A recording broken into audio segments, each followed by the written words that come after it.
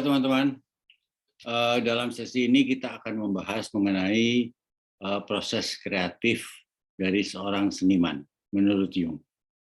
Jadi Jung membagi dua jenis proses kreatif berdasarkan karya yang dihasilkan. Yang pertama adalah karya seni yang terkendali. Yang kedua, karya seni yang tidak terkendali. Nah, kalau karya seni yang terkendali itu lebih mudah. Itu sering kita temui ya. Jadi andai kata seorang seniman ingin membuat sebuah lukisan, maka lukisan itu sudah ada dalam kesadaran dia. Jadi dia sudah siapkan misalnya idenya bagaimana, apa yang akan dibuat, kemudian warna-warna apa yang akan dipakai, bagaimana mencampurkan warna, komposisinya, kemudian semua itu sudah terkontrol. Jadi sebelum dia membuat lukisan, dia sudah punya sebuah image atau bayangan bagaimana karya itu akan terbentuk ya. Jadi full sepenuhnya dikendalikan oleh kesadaran dia. Itulah karya seni yang umumnya banyak kita temukan di kehidupan sehari-hari.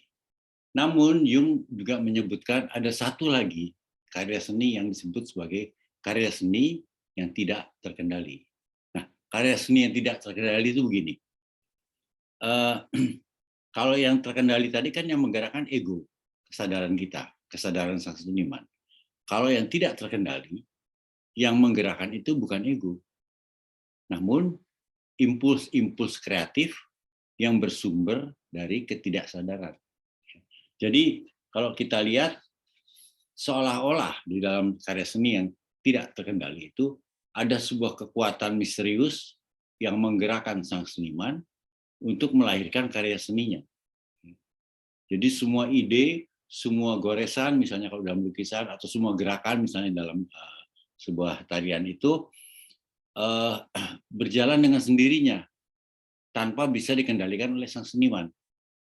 Jadi ada sebuah proses kreatif yang otonom, yang berdiri sendiri, yang memiliki energi sendiri, yang muncul tanpa direncanakan dengan sadar.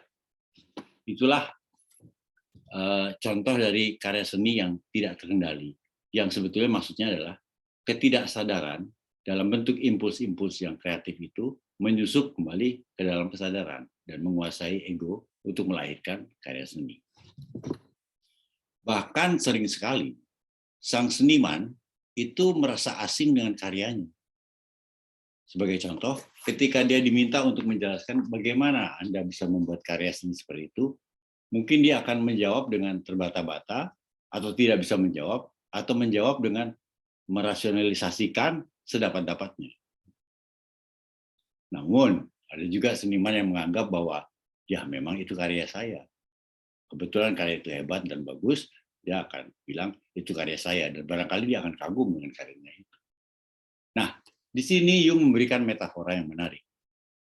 Dia ibaratkan dengan seseorang yang sedang berenang di dalam arus, dalam sungai yang arusnya deras gitu ya, dan dia terbawa oleh arus sungai itu, kemudian dia berusaha menyelamatkan dirinya, dia menggerakkan kaki, dia menggerakkan tangannya untuk mencapai ketepian supaya mendapatkan ketenangan air yang tenang, sehingga dia tidak terbawa oleh arus yang deras itu. Nah, ketika sampai di tepian, maka orang itu akan berkata atau berpikir bahwa karena tangan dan kakinya dia yang bergerak, maka dia sampai kepada ketepian itu. Dia sampai ke tepi sungai yang tenang itu. Padahal yang sebenarnya terjadi menurut Jung bukan itu. Bukan tangan dan kakinya yang membawa dia ke tepian, tapi arus sungai itu yang membawa dia ke sana. Arus sungai yang deras itulah yang membuat dia ke tepi. Jadi itulah metafora yang diberikan oleh Jung tentang karya seni yang tidak terkendali. Nah, itu dua cara yang penting ya. Bagaimana sebuah karya seni dilahirkan, dan itu akhirnya bermuara pada siapakah seniman itu. Dalam seni yang tidak terkendali, Jung punya penjelasan khusus. Kalau karya seni yang terkendali, Jung tidak terlalu banyak komentar. Tapi untuk karya seni yang tidak terkendali, Jung membuat catatan khusus mengenai itu. Bahwa menurut Jung, seniman di dalam karya seni yang tidak terkendali itu impersonal. dia bukan personal. Karena dia itu sebetulnya hanya alat, hanya instrumen dari sebuah proses kreatif, dalam hal ini impuls-impuls kreatif yang muncul dari ketidaksadaran yang memerintahkan dia untuk membuatkan karya seni tertentu. Itulah yang disebut sebagai, menurut Jung, adalah collective man atau manusia kolektif. Nah, kadang-kadang ketidaksadaran itu bukan hal-hal yang bersifat mikro atau individual, tapi bisa bersifat makro atau sosial. Jadi bisa saja ketidaksadaran kolektif itu bukan di level individual, tapi ketidaksadaran kolektif yang ada di masyarakat. Sebagai contoh, Jung sering menggunakan penjelasan tentang Goethe. Jadi Goethe itu menciptakan sebuah drama Faust yang sangat terkenal sampai hari ini. Nah, Faust itu mencerminkan jiwa dari orang Jerman pada zaman itu.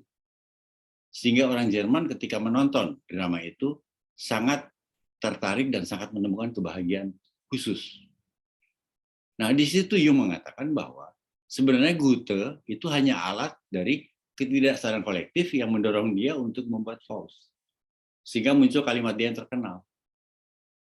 Bukan Goethe yang menciptakan Faust, tapi Faust yang menciptakan Goethe.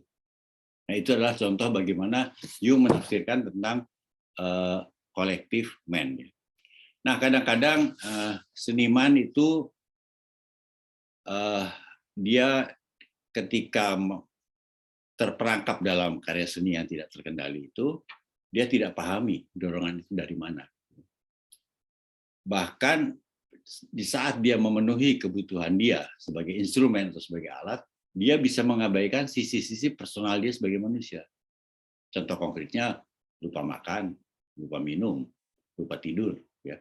Dia seperti didorong oleh sebuah kekuatan dari belakang yang mendorong dia dan tidak bisa dia tolak untuk menghasilkan karya seni tertentu. Salah satu ciri dari seniman yang dikuasai dari impuls itu adalah energi dia begitu terserap. Terserap dalam arti begini, dia bisa bekerja berhari-hari, kemudian lelah, tapi bisa juga dia hanya bekerja 1 jam atau 2 jam, tapi dia lelahnya sama dengan berhari-hari. Karena impuls kreatif yang muncul dari ketidaksadaran itu, menurut Jung, sangat banyak menyerap energi sang seniman. Demikian teman-teman. Jadi ketika daya kreatif atau impuls kreatif dari ketidaksadaran itu bergerak atau berkuasa, maka ego dari sang seniman, kesadaran dari seniman akan hanya jadi penonton yang tidak berdaya.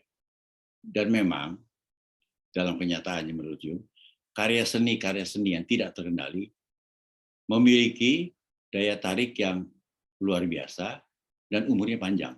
Dalam arti apresiasi. Begitu teman-teman penjelasan singkat tentang karya seni yang terkendali dan karya seni yang tidak terkendali. Nanti kita akan lanjutkan lebih jauh lagi mengenai proses-proses yang dihadapi oleh seniman, bagaimana nasib seorang seniman, dan apa fungsinya seniman di masyarakat. Demikian, terima kasih dan salam.